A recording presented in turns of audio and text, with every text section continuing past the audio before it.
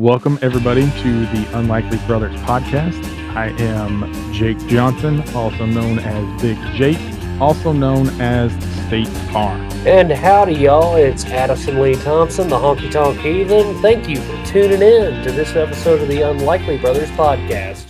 And welcome back to episode 2 of the Unlikely Brothers podcast. What's up, Addison? How you doing? Surprised you folks stayed with us this week.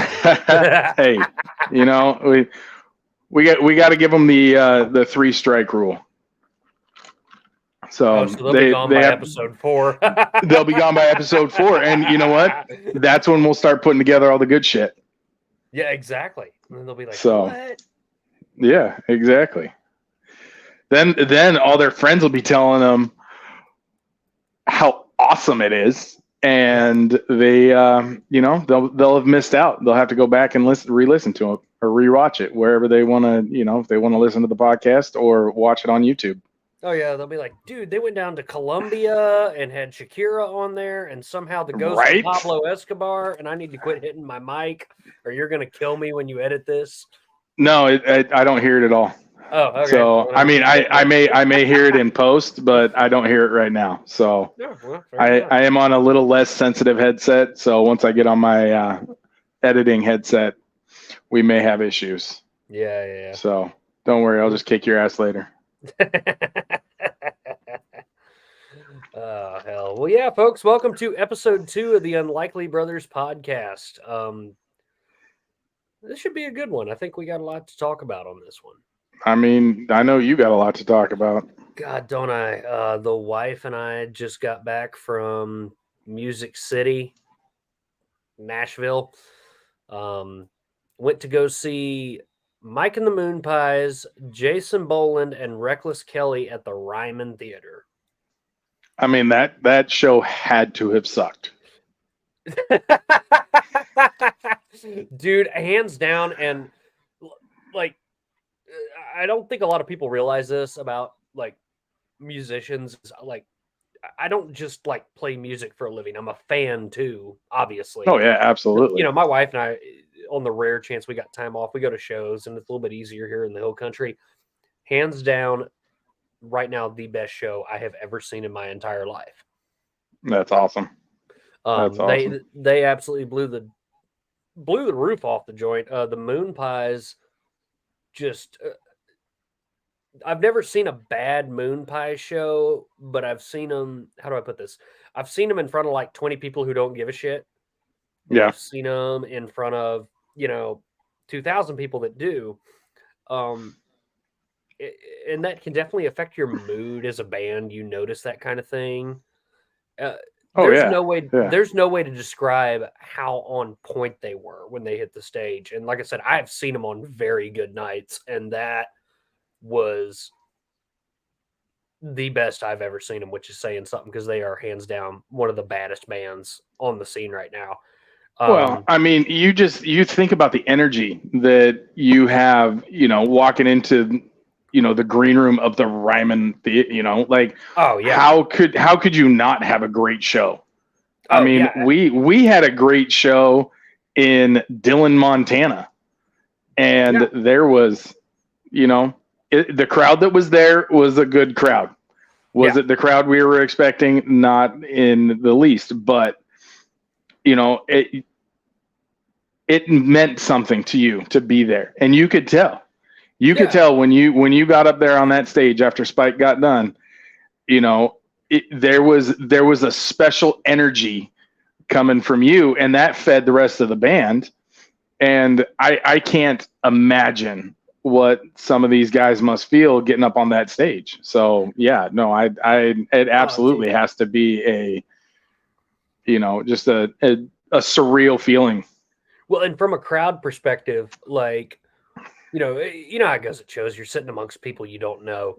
And the way that Ryman Theater set up, because it's an old church, I'm like all hunkered down in my pew like this, trying to let the guy behind me be able to see, take my cowboy hat off. And they come on that stage, hit that first note. He slaps me on the back. He goes, "Stand up, buddy. We've been waiting damn near a year for this shit." I'm like, oh, here we go, man. All right, then. Yes, sir. Yes, sir. I mean, you just heard the room go nuts, and then Bolin hit the stage. Hands down, an absolute religious performance. Yeah. I mean, just.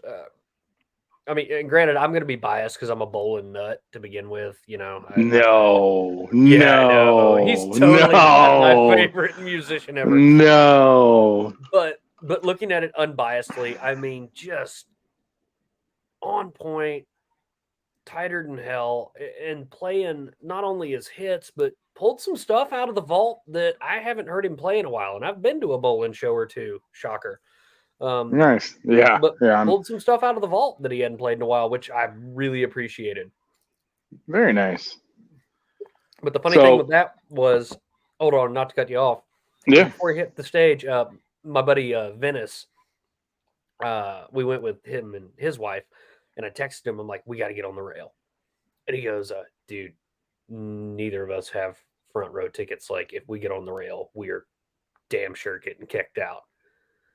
And I thought about it, and I'm like, I really want to see Reckless Kelly, but like, this is when like the fan in me came out, and I was like, screw it. If we get kicked out, we get kicked out. At least I can say I was on the rail when Bolin was on stage. So we like run down there, and we get like right on the corner, and I got my phone out, and I'm getting pictures. And you can see that security guard like beelining, and I'm like, 1 more, 2 more, 3 more. Hey, sorry, dude, later. And we like run back up the aisle before they could boot us out of there. That's hilarious. Well, the way I knew it was, you know, a religious experience for you was your wife snapped a picture of you standing there up on the rail, and you looked like a little kid standing and looking at Santa Claus. I mean, it was legitimate, and I'm not, you know, I'm not saying that as, you know, to try to be funny. Yeah. Like, just the look on your face was, you know, you could tell it was a true, you know, fan moment for you. And that's honestly one of my favorite pictures of you that I've ever seen. And I've taken some pretty good ones from side stage and backstage and, you know, center stage, but that one is probably one of my favorite pictures because it shows you as a person. It does, you know, it's not just showcasing you, you know, being up there, being Addison Lee Thompson. It shows you being Al Thompson. Well, so I think that's a fair point to make where, like, don't get me wrong, I'm so happy we're as busy as we are, but it's very rare I get to go somewhere and just be a fan. I don't have to play. I don't have to, you know, conduct business with somebody that's there or talk about upcoming shows. It's very rare that I get to like just show up. I'm going to drink beer. I'm going to watch this show. And I don't think I talked shop until the after party, and it was for 5 minutes with one person. Right. Which was like a nice breather, because normally as you get to know other people in the music community and all that, inevitably you end up running into somebody where you're like, hey, let's do a show together, or hey, let's collaborate on this, or come on my podcast, or, you know, whatever. So it was a nice reprieve. And Reckless Kelly, I mean, god dang, I mean, there's a reason that they're one of the baddest bands to ever come out of, well, Idaho and Texas. Well, I mean, it just one of the baddest bands to just do it. I mean, regardless of where the hell they're from. I mean, they do the damn thing. They do it well, and they are, you know, they're amazing. Oh yeah, Jeff Queen, who plays steel on all of my records. He's our session guy. You know, he works for records, and I was just sitting there watching Jeff, and I was like, I've seen Jeff in the studio. I've seen Jeff live, and such a great guy, such a great musician. But like, you could definitely tell a different level of on fire. And Jeff is already on fire, no matter what he's doing. Period. I mean, he's just a badass guitar player and pedal steel player and dobro and basically anything you put in his damn hands. But I mean, you could just tell he was on point. And Cody and Willie just blew it out of the water, and they brought their dad on stage for 7 nights.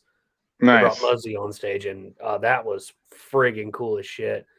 And then I have a confession. We missed it. We had to leave a little bit early to go catch up with a friend, but I missed it, and I have it on very good authority. They ended it with a Charlie Robinson song. Rest in peace, Charlie. No kidding. They ended it with El Cerrito Place. That's, I mean, hats off to them for that. Yes. That's awesome. Yes, which, by the way, rest in peace, Mr. Robinson. Thank you for everything you gave to not only the Texas music scene, but the country music scene in general. I'm sure if any of y'all have listened to Texas country or Red Dirt country, you have come across a Charlie Robinson song at some point, and it has damn sure touched you in some kind of way. In some way, shape, or form. Yes. So okay, so that was one night in Nashville. Yes. You know what? I know you were there for a few days. So we were really only there for 2. I will say this: the Country Music Hall of Fame. God dang! We'll say we'll save the rant for last. But the Country That's Music good. Hall, That's good. It'll give me a chance to. We'll get through all the good stuff, and then we'll edit out the rant. And yeah. Oh, no. But the Country Music Hall of Fame was absolutely awesome. And I'm a guitar nerd. I don't think a lot of people realize that. Me and my best friend, who's a luthier, that's what we nerd out on. And like seeing some of those old electric guitars with the pickups that are like that damn thick. Mm-hmm. And you're just like, how the hell did you play that? And like some of those crazy old like 4 or 5 neck steels from way back in the day. Nowadays you see a double. Nowadays you see a double neck on stage, and you're like, oh wow. And you forget that those guys had like literal like 4 foot long friggin' steels with 4 to 5 necks on them. That's insane. Yeah, absolutely insane. And just some cool history there. Gene Autry's boots and his saddle, that was kind of cool. Oh, really? Yeah. Nice. Yeah. No, I was hoping to get down there for the beard comp, but with things being the way they are, and that opportunity to go to St. Thomas a little bit later in the year. Yeah.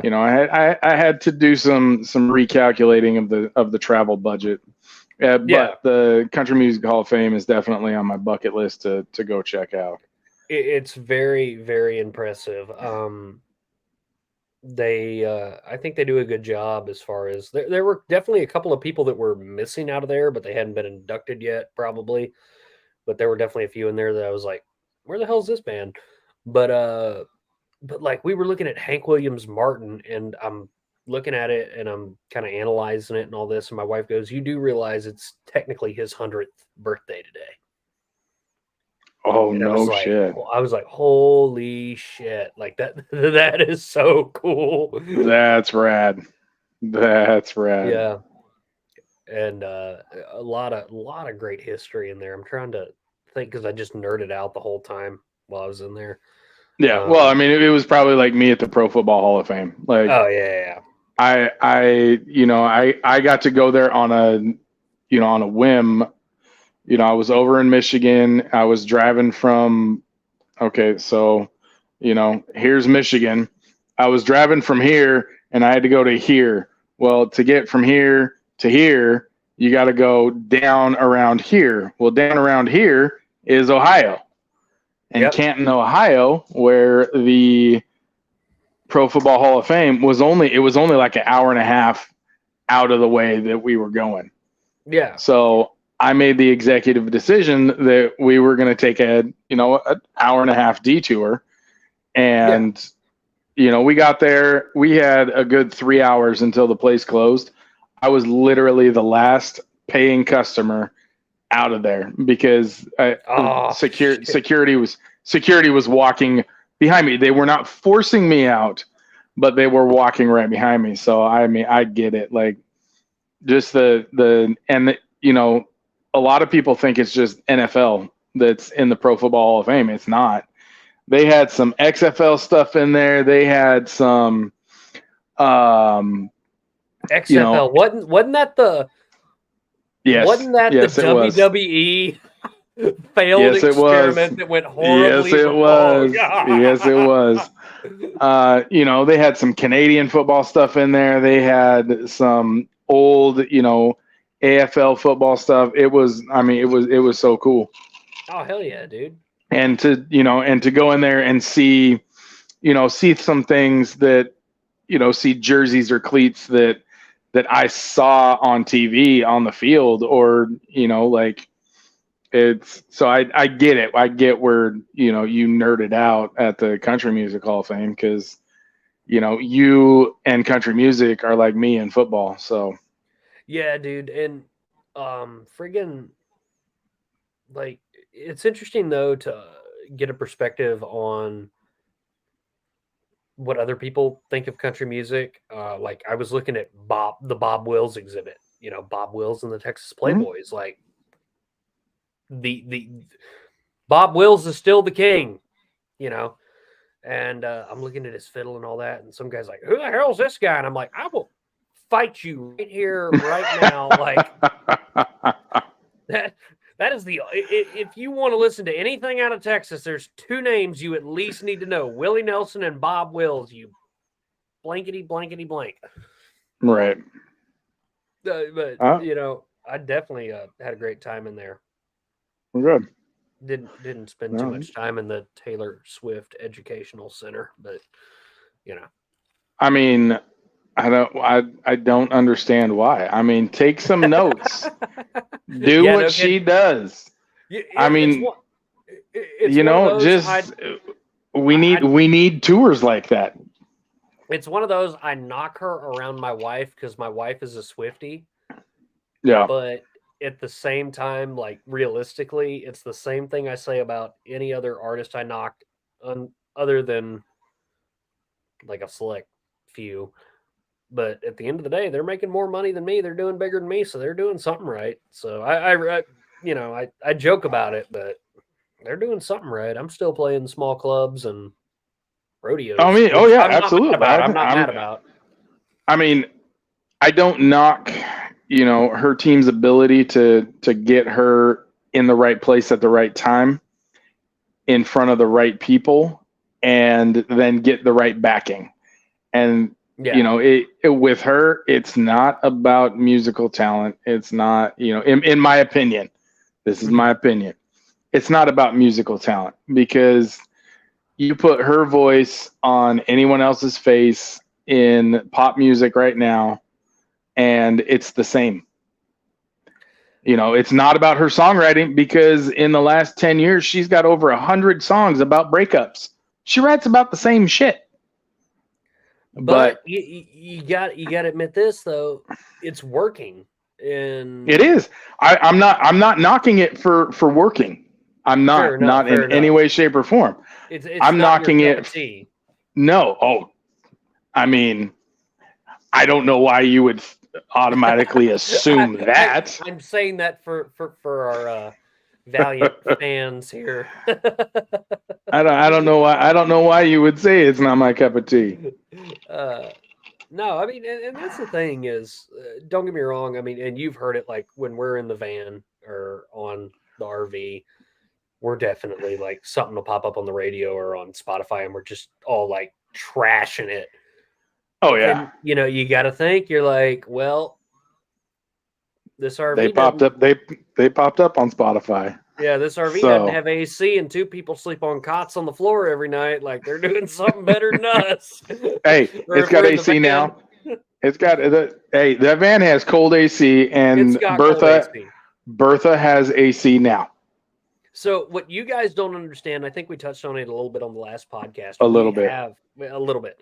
We have an RV that stays in Arizona. I think we're actually getting ready to get rid of it. Honestly, it's becoming more of a pain than a solution, but it did not have AC the first 3 runs we took it on. Yep. Yeah. And finally we saved up enough money to get a new one, or I did, with the guy that I co-own it with. And the happiest day of my life, hands down, it is not the day I got married. It is not when I graduated high school. It is not when I played my best show to date. It is the day that I got to take that old AC off the top of that old rickety son of a bitch and just hulk it over the side and watch it smash into a million bits. That's the happiest day of my life to date. I mean, I wish I could have been there. Oh, it was great. Because I left probably 74 pounds of sweat in that thing over those trips. I mean, it was gnarly. It was so bad. Also, I would like to point out that not only did it not have AC, the heater was constantly on. I finally found the fuse and just yanked it out. I was like, screw it. Yeah. This thing literally lives in Arizona. We don't need And it. when did you find that fuse? It was after we drove to and from Colorado City, Utah. When it was, I think when we left Dylan's that night, yes, it was 98 degrees. Yes. When we were driving through southern Utah, northern Arizona to come back, it was well over 100 degrees. And that heater was just blowing. And the heater was just on. There was no way to turn it off. I mean, it's built on the old GM chassis with the with where they had the constant on air, which would have been fine if it was just air. If it was just air. But no, we had to have the heater. Honestly, it would have. We always joke about if you mess up in the band, we're going to make you ride in the trailer. That would have been a good day to screw up to the point that you could catch a ride. I would have loved it. No, you couldn't have because you're the tour manager. You have to drive. I mean, that is also true. If you screw up, I just turn the thermostat up and the heat's hotter. It didn't get any hotter because I tried that. I was like, maybe it's reversed, maybe it's backwards. So I turned it all the way up. No, it was the same temperature both ways. I did it while you guys were all sleeping. We were pulling that hill at the crack of Mach -12, and I was just like, you know what? I'm gonna try this. I turned off the AC. I turned up the heat. It literally made no difference, none whatsoever. And it's the funniest thing. All these and this is not a knock on anybody that says it. It's a logical idea when they look at the industry from the outside. But they're like, why don't you use your RV more? Or if they don't know we have one, why don't you get an RV? And it's like, dude, those things are constant maintenance.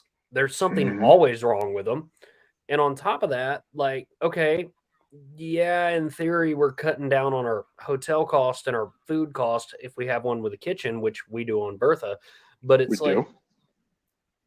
but at the same time, that's more maintenance. On top of that, you are chronically having to find somewhere to dump your black water and gray water tanks. Yeah, we found that. That was a bad deal. Mm-hmm. On top of that, the fuel on them, I don't think we spent under $170 once filling that damn thing up. Nope. You're constantly on the hunt for fresh water. And then the logic I look at it is, all right, yeah, we might save money on hotels, but what if we're playing downtown Denver and the venue has not allotted, it's a venue small enough, at least with the size of the band we have right now, that we don't have tour bus parking, because Bertha is basically the size, is a little bit under what a tour bus is, and that's without the trailer. Well, then we're really screwed. So I've really resigned myself to the fact that if you can't afford a tour bus, stick to vans and hotels, man, and write in room accommodations into your contract. Yeah. No, I absolutely agree. You and I talked about it at length that first time that I came down to Arizona and got on Bertha. We had all these illusions of grandeur for, we're going to tear out the back bedroom. We're going to make bunks, and we're going to tear out the desk or the table and make a bed there, a permanent bed there. And, the dollar signs just kept racking up in both of our heads as we talked about it. And, honestly, a good, tour manager can find a good deal on hotels or VRBOs. I mean, how good was that VRBO in Pocatello that you guys stayed in?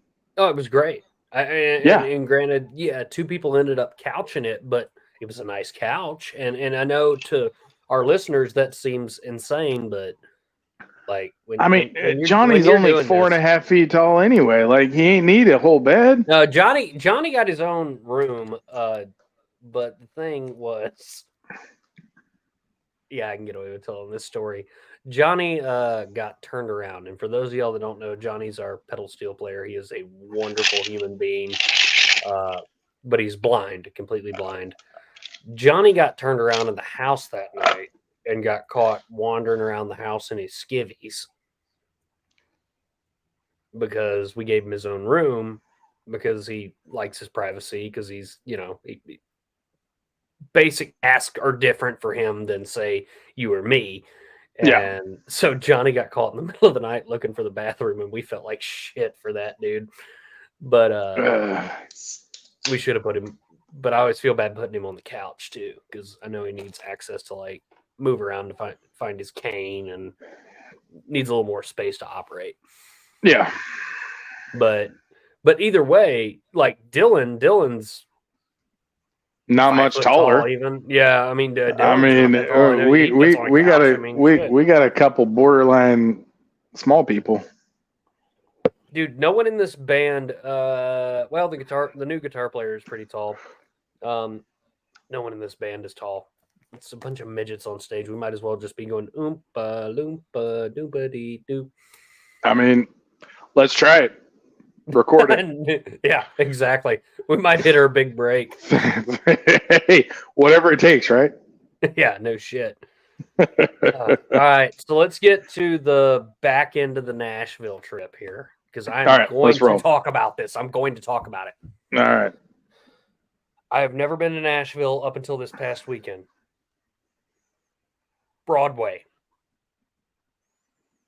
Why are they charging more money than Las Vegas for alcohol and giving you less alcohol than Las Vegas does?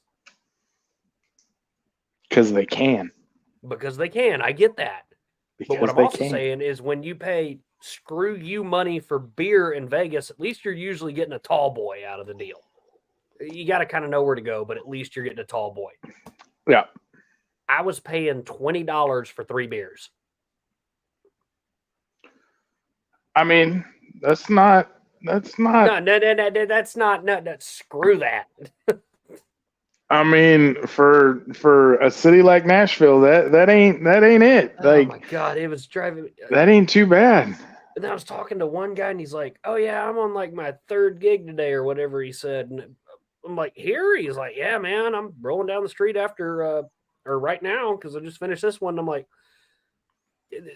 screw that. Like, go get a van, go on tour. Yeah. Like quit. It just made me so mad. It was the epitome of everything that goes against playing gigs, like good gigs, making money, unless you own the damn bar. Right. And just like, no one gave a damn in any of those bars about who was playing. No one cared. No, not at all. They're not there unless it's a big name. They're not there to listen to music. No, they're not. And I think that was the saddest thing to me, is like some of these joints we went into, and like these bands are working their ass off, and like you're getting the drunk bachelorette party screaming their head off. Well, of course they're going to scream their head off. They're right. 3 sheets to the wind. But realistically, asking for free bird. Yeah, free bird, or play Shania Twain. And it's 5 guys that look like you and me on stage. like no one gave a damn. That was a sad affair to see. Yeah. Realistically, I literally Jeremy, my guitar player, texted me. He's like, "What do you think about Nashville?" I was like, "We are not coming back to Broadway unless it's for work ever." Yeah. But who knows? I mean, if we end up getting a show there, I mean, that'd be fine. That'd be different. Oh yeah, but, absolutely. I mean, I'm just not going to go back I'll there to gladly, vacation and pay $8 a friggin' beer. I'll gladly take their money. So, but we'll get there. We'll get there and I know that's not necessarily our scene. Like, the Nashville crowd isn't our crowd. Do I want to play in front of the Nashville crowd? Yep, because you never know who's sitting in that crowd. Oh yeah, for sure. But is that, where we're going to really, try and drive home, our stuff? No, not at all. Well, not in the least. It was so funny. Like, I think like anywhere else, you get disgruntled with your home work situation. Yeah. And it's definitely, I've gotten disgruntled a few times being a Texas guy, an Austin area guy. And it was so funny to hear those guys be like, "Oh, you're in Austin, dude? Oh my God, if I could just save up the money to move there." I'm like, really? And stuff I take for granted, as a musician. I'm like, really? And they're like, "Oh my God, y'all have it so much better than us." I'm like, okay. I figured it was about 50-50 on the playing field, but if you say so, dude, you're doing this here and I'm not. So, well, I mean, and then I'm sure you got guys like if you go, downtown Austin and go to some of those venues and some of those, little bars, you got guys saying the same thing about going to Nashville. I wouldn't know, dude. I operate in the South Hill country. I need to get a couple of Austin dates on the book, but yeah, you're probably right. I mean, there's probably somebody there that's like, "Oh, I got to go to Nashville," and it's like the guys cutting their teeth on Maine and Livingston, Montana. They're like, "Oh, I got to go to Denver," and the Denver guys are going, "Oh, I got to go to Phoenix," and the Phoenix guys are going, "Oh, I got to go to LA." I mean, you get wary of your home scene, and that's why my biggest advice is find a good home scene. But also get a van, get some guys that want to hit the road, and go hit these other towns. Make it a combination of the two, and you can make a fun career out of this. Yeah. Because I've gotten to a point where I love playing gigs around here as much as I love going out to Iowa and playing some, county fair out there or whatever. You get what I'm saying? I'll have to look up where whatchamacallit, Iowa is, but yeah. Yeah, fair enough. But the point being, like, and you come across, my point being is you come across like really cool venues too. Like, who would have ever thought the Roadrunner in New River, Arizona? Like, when you pass it, no disrespect to our friends at the Roadrunner, we love you. Oh, we absolutely love the Roadrunner. But not only but who would think, passing it going down the interstate, that there's anything going on there? No, and those are some of the best crowds we ever play for. I mean, and not just the crowds, like the people at the Roadrunner. Like everybody involved, from the bartenders to the servers to the security to the promoter to the announcer for the Bulls to the owners. I mean, everybody from top to bottom at the Roadrunner it makes the whole experience incredible. Like when you have a show there. Yeah, and if you don't know about the Roadrunner and you're just passing it going down, what's that, I-17, you would never guess that there are world-class concerts going on there every single night of the weekend with, I mean, let's be honest, the best quality production that money could buy, with world-class bull ridings. I mean, you'd never guess it. So point behind that is, if you're, doing this music thing, man, hit the road, because you will find some spots. It might take a while. You're not going to find them overnight, but Find Oh, some, you're you'll gonna find have some you're gonna have to play some shitty little bars, Yeah. and bad, with bad managers and bad servers and bad just everything Mhm. to find a spot like the Roadrunner, to Oh, find a spot, like the filling station in Bozeman, like, yeah. I mean, did we, have a great crowd that night? No, but was it a great experience overall? Absolutely. Are we going to go back? Yes, Yeah. because that place is, I mean, it just the atmosphere of that place. I mean, that is us. And, the Roadrunner's the same way. Like, dealing with, like, we didn't have to deal with anything Yeah. there. I mean, they have world-class lighting. They have an amazing stage, which, you're right. You pass that from the road, you don't see that. You just see, I mean, you see, like, for all intents and purposes, you see what you think is a decrepit old building, and Yeah. it's not. It is a No, huge, so awesome, huge dude. bar with an enormous back entertainment space with 2 stages, bull riding arena. Like, I mean, I didn't even believe it when I walked out there. Like, the first time we went for dinner.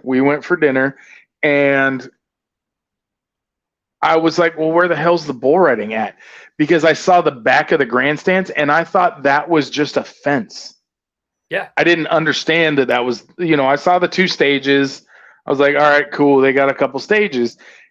But then you get up on those stages, and obviously the stage out back is a little better than the side stage, but to have all that right there in, like you said, in New River, Arizona, like, who no one would have guessed. But yeah, no, that's definitely one of our favorite spots to go. I mean, not just for the atmosphere, but the food's damn good too.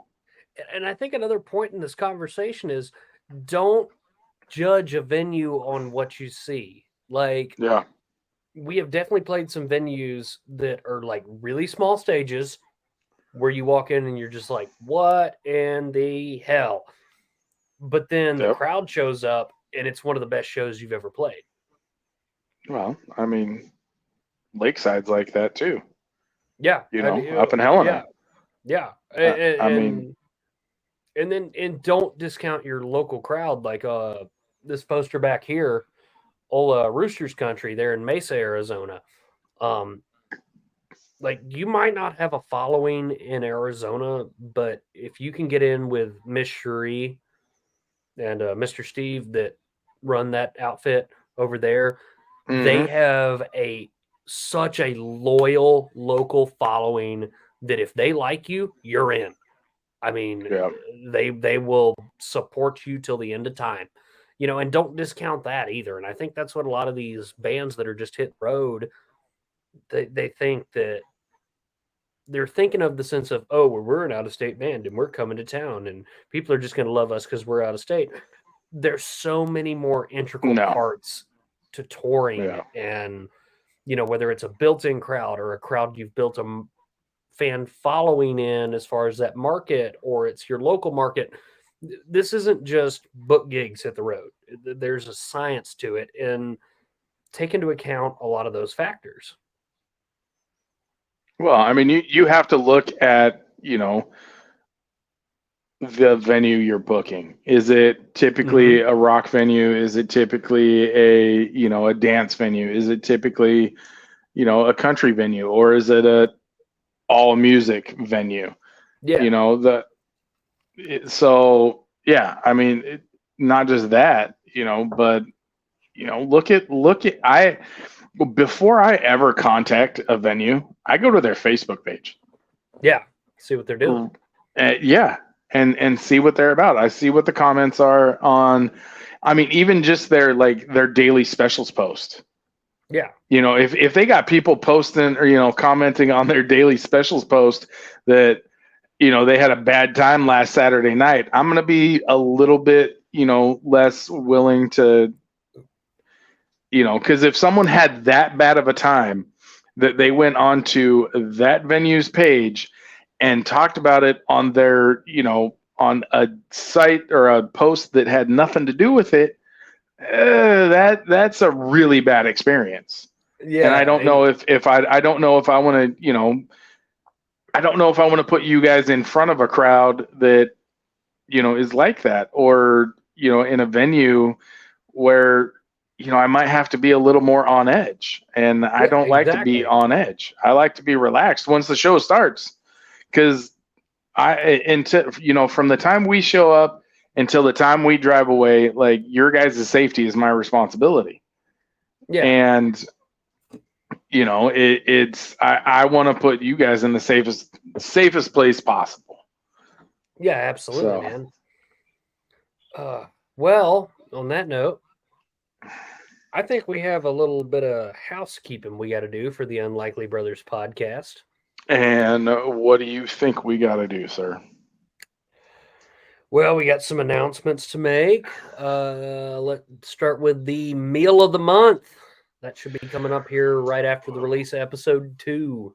We did talk about that on episode 1. So the meal of the month, Addison and I are going to have a little cooking contest. We both love to cook. I'm a lot better than he is. He just thinks he's good. So you can go pound sand, son. Hey, make me. I make a very fired Doritos with ketchup. I microwave the shit out of them there frozen Reese's burritos. I can make a damn good ramen. Yeah. So Addison thinks he's a good cook. I know I'm a good cook. I got paid to do it for about 10 years. So wow, the humility here. Wow. We are. Hey, I mean, do you have a barbecue inspired tattoo? I do. Do you? What is it? It's the barbecue inspired tattoo. No. Oh, is it? Literally, yeah. It says barbecue for life. Yeah, sure. We'll go with that. Oh, yeah. Right there on your, yeah. Got it. Yeah, it's on that one body part, I think, the one that you barbecue with. Yeah, right. So, anyway. That got really weird really quick. That really did. Oh God, I messed up so bad on that. So, no, Addison and I are going to do a, short little tutorial or, behind the scenes walkthrough type video of, some of our favorite recipes to cook. We'll have a vote. Which one do you think was better? Which one, and it won't be just which one do you think's better? It'll be, which ones. And what we're gonna do is we're gonna try and pick recipes that not only that we love to cook, but that that you guys can try out too. Some of them we'll post the recipes for, some of them we won't. I know my first one, no one in the history of ever will get this recipe, but I will cook it and I will show it and I will taste test it and I will have other people taste test it. But this recipe will never get released. It's going to be my chili. Which way are you? Oh, you're over here on my computer. I'm trying to make sure I look the right way real quick because we're in 2 separate locations. You're looking the wrong way, for the people. You're looking the wrong way. Turn around. For the people. You got to look this way. Yeah, okay, I got it. For the people. I will post a recipe for the people because Addison Lee Thompson 2024, anyone younger than 70. Good for you, bud. No, my chili recipe is hands down, and I've had chili all over, and it is something that I created. I don't even know how many different recipes, and I played with it for 6-7 years before I finally settled on one. Just like my barbecue sauce. My barbecue sauce I played with for 9 years. No shit, 9? 9 years, my barbecue sauce recipe. And the funny thing is, someone was like, well, I'm just going to hack your online recipes. I was like, fine, go ahead. The recipe on there for my barbecue sauce, I know what it means because it's not the recipe that's online is not the actual recipe. That's how I am about my gumbo recipe. It's an old family recipe, and people, I'll just Google how to make it. No, you're not gonna find it. There's no. I've got a little postcard that it's written on. I have pictures of it. Those pictures are on a phone that I have that not a lot of people get to see because it's the work phone. And I can tell you right now, that recipe will get passed down to my kids, and it will go to the grave. And your tour manager. No, because you are not from the Thompson or the Cummins family. Yeah, well, I know the passcode for the work phone, so you're welcome. Oh, well, shit.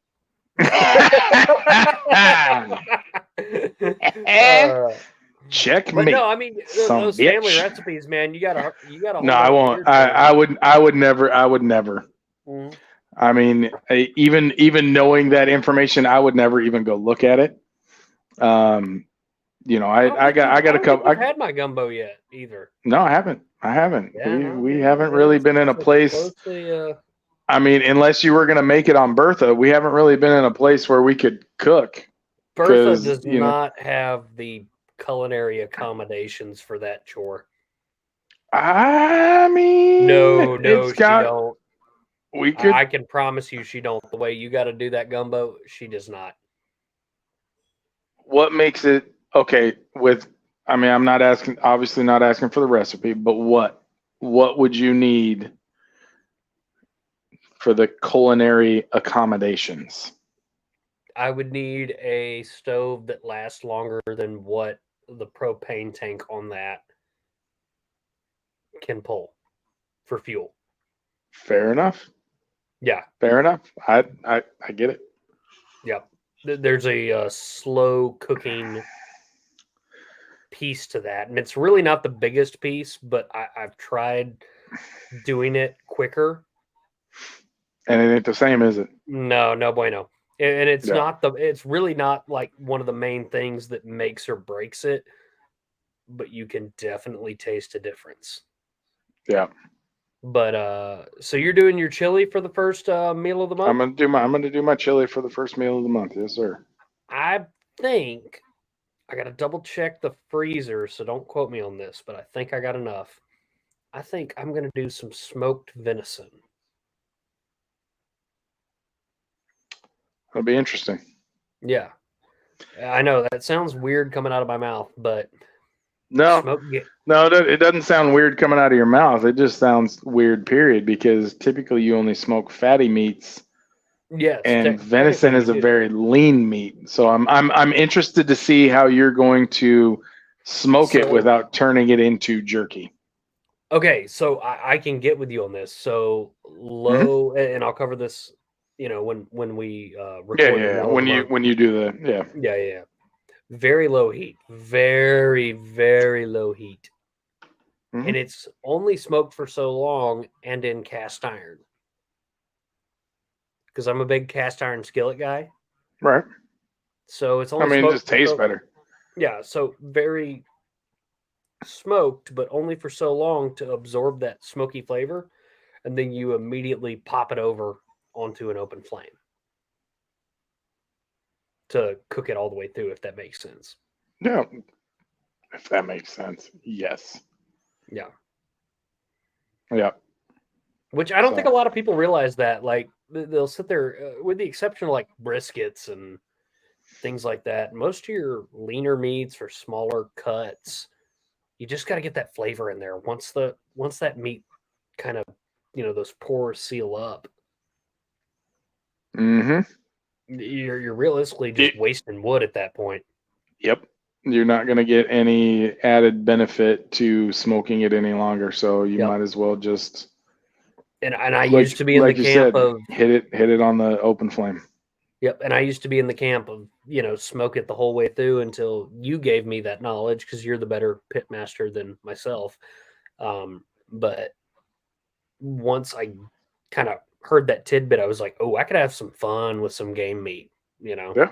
Oh, absolutely. You can inject, and not like inject flavor into meat, but no, you can put some smoke to some meat and then still not have to smoke it all the way Yeah. till it's done, because you try and do that with a venison roast, and I mean to get a venison roast to even 135 140, it is going to be tough, it is going to be dry, it's not going to be good. No, it's not. And that's So where I toyed around with this because we had some spare venison in the freezer where I was like, I want to get that smoky flavor, but I want to keep the integrity of why you eat venison, which is it's a very tender meat, yeah. And so I kind of played around with some different temps, and that's what I found is like low heat, but an ass ton of smoke. So a lot of chips, folks, a lot of chips, not a lot of chunks, a lot of chips. Ass ton of smoke, and you smoke it real quick, get that flavor in there, and then you pop her on over to an open flame in a cast iron. Yep. I get behind that. Yeah. I mean, my chili is still going to be better than your stupid little smoked venison, but I mean, it is what it is. Here. So You forget I've got so much damn fresh caught fish in Alaska sitting in that deep freezer right now. what does that have? What does that have to do with smoked venison, sir? Nothing. You're cooking venison. You're cooking round two. I'm just saying round two. We're gonna be round two. We're gonna be friggin' neck and neck because I'm gonna whip out the old smoked salmon and it's game over, son. Game over. You can't beat smoked salmon. Fresh caught smoked salmon, which leads us to our next thing that we might want to bring up. Sir. So I live in Washington State. We have more smoked salmon in this state than you have cows in Texas. If you think I don't know how to smoke salmon or have eaten my body weight probably 50 times over of smoked salmon, you would be sorely mistaken. All right. I'm going to make a bet that I'm going to regret. You're going to regret it, and you're going to regret it. I'm going to regret this bet. Ladies and gentlemen, right here on episode 2 of the Unlikely Brothers podcast, we weren't going to tell you we were going to do any of these, but I'm telling you right now, just so I can make this bet. We have been talking about doing live podcasts with live cook-offs. Yep. I will bet you money right now. I will bet you $100 cold hard cash. $100. As somebody that can't even eat fish because he's allergic to it, that I can outcook you on smoked salmon. All right, bet. $100. I'm accepting. Yeah, $100. With an unbiased panel of judges. $100. All right, let's go. And this is either going to be the funniest joke once it's done, or I'm going to sit here and shit talk you in an entire episode if I win. I mean, I will let you. If you win, I mean, you know me. Like, I will accept defeat. However, yes, I know. Not on. There's a few things that I know that I can cook very, very well. So, but when it comes to salmon and it comes to fish, I'm gonna give our audience a little teaser before we get into our last bit of housekeeping. Yes, sir. It'd be pretty cool if the Unlikely Brothers went to Alaska and got some pretty badass footage for the YouTube. I mean, you're not lying. Catching those big old salmon out there. You are not lying. I feel like we should probably book a trip. I feel like so. I happen to know a captain up there with a sport boat Huh. That is funny how that works. When it comes to catching fish. Funny. That is, I happen to know a guy who likes to catch salmon. Yeah, same here. And I happen to have a wife, and I believe you happen to have a girlfriend that both like to fish as well. I mean, yeah, we could say that. And you know what? I think we happen to have a guest coming on pretty soon that happens to be the guru of anything and everything outdoor related in the state of Alaska, specifically where a guy could go to catch some salmon. I mean, it's almost like you planned this. It almost is. It's almost like the Unlikely Brothers podcast may or may not go to Alaska this summer. I mean, well, not this summer because this summer's already gone, but maybe next summer, maybe 2024. Next summer. Yeah, 2024. That's what I meant. Maybe 2024. We'll be in, maybe. We'll see. Maybe. We'll see. Yes. If not, you get a rainbow trout fishing trip in Montana. Hey, we could always go fly fishing in Ellensburg too. Oh, the Yakima River is some of the best fly fishing in, I mean, is it? If we're going to Washington, we're going for sturgeon, old son. I mean, we could do that too. It's not very far from Ellensburg down to the Columbia River. Yeah. I mean, although that part of the Columbia River, not too many sturgeon. So, but, that's only, where Ellensburg is, we're 2.5 hours from some really good sturgeon fishing. I know because I caught an 8-footer one time. It was like reeling in a dead body. Oh, dude. I mean, it was 45 continuous minutes of cranking on that reel. When you get to fish that big, like I remember when I caught my marlin down in Costa Rica, and I'm like reeling and I'm reeling and I'm reeling, and I was like, I almost got him. And I remember the deckhand like grabbed me and he's like, no, you don't. And as soon as he said that reel went, so I was like, damn it, son of a bitch. Yeah, the one I caught, he flashed once right at the very beginning. I was like, oh, this is super easy. I don't know what everybody's complaining about. And then all of a sudden, like, I don't know if he saw the light of day for the first time in 40 years or what, but that reel just turned and started, and he was 150 feet. I pulled him up out of the bottom. We were sitting on a spot that was probably 70 feet deep. And I mean, he took 150 feet of line. So he went and found a deeper hole and he camped out there for a little bit. But no, it was 45 minutes of straight horsing this 8-foot, behemoth. Like, it came up to the back of the boat and he actually came all the way across the back of the boat. I pulled him across and he was longer than the boat was wide. Holy crap. So it was a surreal feeling. Yeah. And, seeing something like that on the end of your line. And obviously, that's not something you pick up out of the water and hold for the camera. That's something you just, if you can get it close enough, you unhook it. If you can't, you just, we use barbless hooks when we fish for them. Yeah.